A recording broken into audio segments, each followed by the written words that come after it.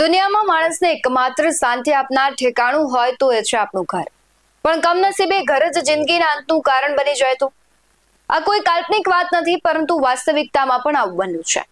ગુજરાતના એક એવા ઘરની વાત કરવી છે જ્યાં શાંતિ નહીં પરંતુ માત્ર ભયાનક રહસ્ય દફન મળ્યું.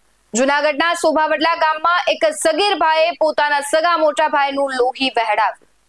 ગુનાની પરાકાષ્ઠા તો જુઓ, તેણે પોતાની 7 મહિનાની ગર્ભવતી ભાભીની પણ નિર્મમ હત્યા કરી અને પછી આ બંને મૃતદેહોને પોતાના ઘરની આસપાસની માટીમાં જ દાટી દીધા. 3 દિવસની ગુમ થયેલા યુગલની તપાસને અંતે પોલીસને ઘરમાંથી જ મળ્યું કબ્રસ્તાન. કોણે ધાર્યું હશે કે જે માટી પર રમીને મોટા થયા એ જ માટી ભાઈના અંતિમ સંસ્કારની જગ્યા બની જશે. નમસ્કાર, BS9 TV ન્યૂઝમાં આપની સાથે હું ભગવતી વિશાવડિયા.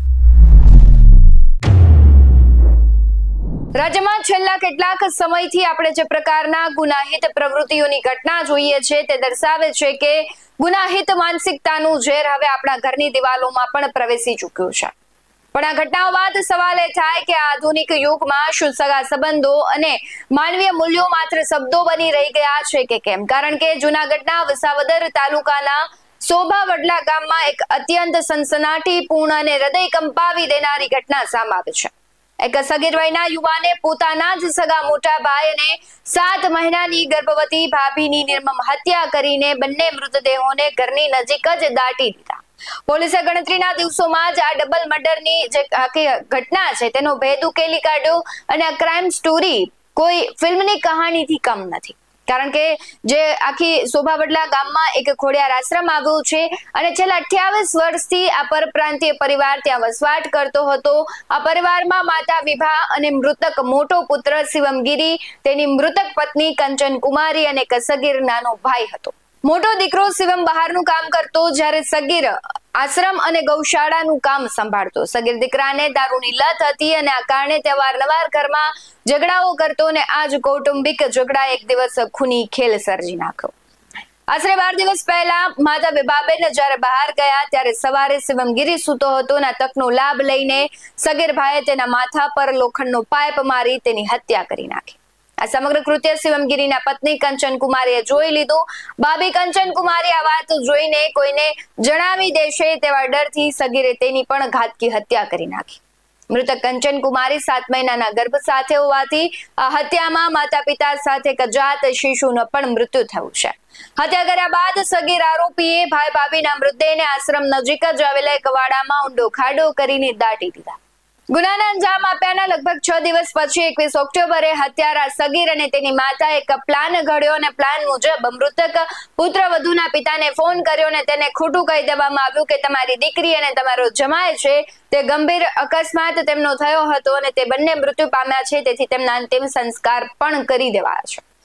જોકે મૃતક મહિલાના પરિવારજનોને આ વાત ગળે ન ઉતરી અને કંચન કુમારીના ભાઈ લલન કુમારે પોલીસને જણાવ્યું. જ્યારે તેમણે અકસ્માતના ફોટા માંગ્યા ત્યારે આરોપીઓ ગોળ ગોળ વાતો કરવા લાગ્યા અને જૂના અકસ્માતોના ફોટા મોકલ્યા. આનાથી તેમને શંકા ગઈ અને તેમણે વિસાવદર પોલીસનો સંપર્ક કર્યો. મૃતક કંચન કુમારીના પરિવારે વિસાવદર પોલીસને જાણ કરી. પોલીસે ગુમસુદાની નોંધ કરીને તપાસ શરૂ કરી અને શંકાના આધારે આશ્રમ ખાતે તેમના નિવાસ સ્થાને પહોંચી. પોલીસની સઘન પૂછપરછમાં આખરે સગીર આરોપીનો ભાંડો ફૂટ્યો અને તેણે ડબલ મર્ડર કર્યાની કબૂલાત પણ કરી છે. વિસાવદરના એસપી રોહિત ડાંગર, પ્રાંત અધિકારી અને મામલતદારની ટીમે સગીર આરોપીને સાથે રાખી ઘટના સ્થળ પર ક્રાઇમ રિકન્સ્ટ્રક્શન કરાવ્યું. પોલીસે દટાયેલા દંપતીના મૃતદેહોને બહાર કાઢ્યા. મૃતક મહિલા 7 મહિનાના ગર્ભ સાથે હોવાથી કુલ 3 મૃતદેહો મળી આવ્યા. પોલીસે મૃતદેહોને પીએમ માટે મોકલી સગીર આરોપીની અટકાયત કરી અને આ ગુનામાં અન્ય કોઈની સંડોવણી છે કે કેમ તે અંગે વધુ તપાસ હાથ ધરી છે. આખી ઘટના છે એ ફિલ્મની સ્ટોરીને પણ ટક્કર મારે એવી છે. સોભાવડલા ગામમાં આ ઘટનાથી ચકચાર મચી છે. ત્યારે આ માત્ર કૌટુંબિક ઝઘડો નથી, આ છે યુવાનોમાં વધતા ગુસ્સા અને ગુનાહિત પ્રવૃત્તિના વિકૃત સ્વરૂપનો પડઘો. જો ભાઈ ભાઈની હત્યા કરી શકે, જો સંબંધો માટી નીચે દફન દઈ શકે, તો આજનો યુવાધન અને સમાજ અવળી દિશા તરફ જઈ રહ્યું છે એ ચોક્કસથી આપણે કહી શકીએ. અને આ એક ભયાનક ઘટના છે જે આવતા સમયોમાં સમાજ અને પરિવારો માટે ખૂબ જ ઘાતક સાબિત થઈ શકે છે. આવી ગુનાહિત પ્રવૃત્તિઓ સતત રાજ્યમાં વધી રહી છે, ત્યારે આ ગુનાહિત પ્રવૃત્તિ, આ ઘટનાને લઈને તમારું શું કહેવું છે તે કમેન્ટ જરૂરથી કરજો. આવા જ વધુ અહેવાલો સાથે ફરી મળતા રહીશું. તમે અમારી YouTube ચેનલને સબસ્ક્રાઇબ કરવાનું, અમને Facebook અને Instagram પર ફોલો કરવાનું ભૂલશો નહીં. બાકી અવનવી અપડેટ્સ મેળવવા માટે જોતા રહો BS9 TV ન્યૂઝ. નમસ્કાર.